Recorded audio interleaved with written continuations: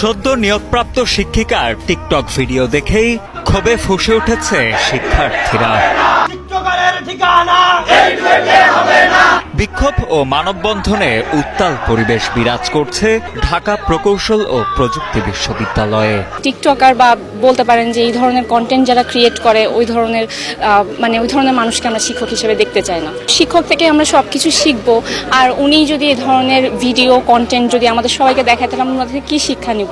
23 মে বিকেলে ঢাকা প্রকৌশল ও প্রযুক্তি বিশ্ববিদ্যালয়ের ক্যাম্পাসের অভ্যন্তরে মানববন্ধন ও বিক্ষোভ করে শিক্ষার্থীরা। জানা যায়, সম্প্রতি নিশাত জাহান ইতু মিয়াজি নামের এক শিক্ষিকাকে নিয়োগ আদেশ দেয়া হয়। বিক্ষোভরত শিক্ষার্থীদের অভিযোগ, সদ্য নিয়োগপ্রাপ্ত শিক্ষিকা অশ্লীল, কুরুচিপূর্ণ এবং নীতি নৈতিকতা বহির্ভূত কর্মকাণ্ডের সাথে জড়িত। ঠিক আছে, তুমি দেখো, আমি গেলাম বাপের বাড়ি। সবার কাছে তিনি টিকটকার হিসেবে পরিচিত, সমালোচিত ও বিতর্কিত ব্যক্তি, যা একজন শিক্ষিকা হিসেবে অগ্রহণযোগ্য এবং শিক্ষিকার আদর্শের পরিপন্থী।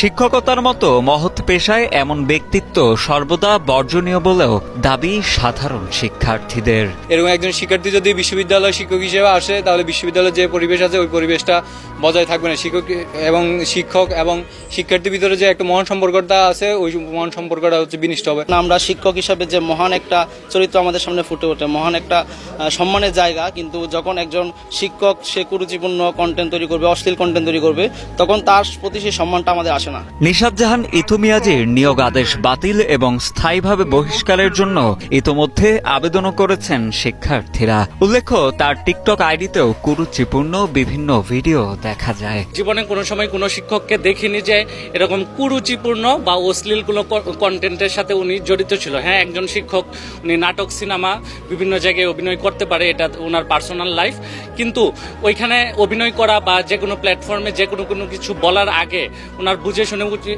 বলা উচিত যে এটা সমাজের জন্য আদৌ মঙ্গলকর কিনা বা এটা ভবিষ্যতে মানুষের জন্য এটা শিক্ষণীয় কোনো বিষয় কিনা। উনি হচ্ছে অশ্লীল এবং কিছু কিছু ক্ষেত্রে দেখা যায় যে ওনার ভিডিওতে দেখা যাচ্ছে যে উনি পর্নকে প্রমোট করছে, এই ধরনের কিছু বিষয়গুলো দেখা যাচ্ছে। এ বিষয়ে ডুয়েট শিক্ষক সমিতির ছাত্র কল্যাণ পরিচালক প্রফেসর ডক্টর নজরুল ইসলাম জানান, শিক্ষার্থীদের দাবি ও অভিযোগের ভিত্তিতে নেওয়া হবে যথাযথ ব্যবস্থা।